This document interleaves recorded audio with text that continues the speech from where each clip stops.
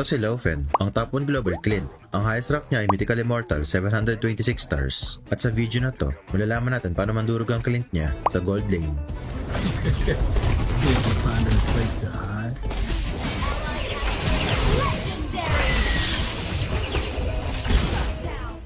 Sa game na to, ang katapat niya ay Granger at laban dito, madali lang makakalamang dito si Clint dahil mas malaki ang range niya kay Granger dahil sa kanyang passive. Ang susi para mandurog kay Clint sa lane ay effective na short trading gamit ang passive niya. Dahil kasi sa range nito, madaling makaharap si Clint sa lane sa ligtas na distansya at gamit ang tuloy-tuloy na pag-poke, eventually makapauwi niyo yung katapat niyo at makakalamang kayo sa gold at experience. Ang mga bagay na dapat iwasan niyo kay Clint ay yung mga matagalan sa bayan. Dahil lugi si Clint dito, disenyo kasi ang skills niya para sa poking at burst tapos disengage.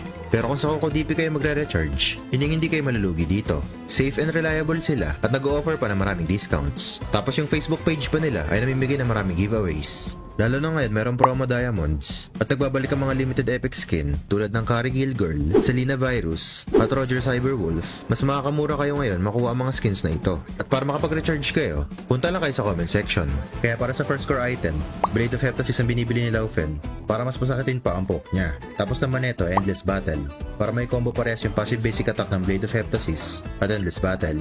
At dahil din sa passive ni Clint, kaya niya ito matrigger sa ligtas sa distansya. Para naman sa full item build, ito ang gamit niya. Tapos sa emblem naman, Assassin G.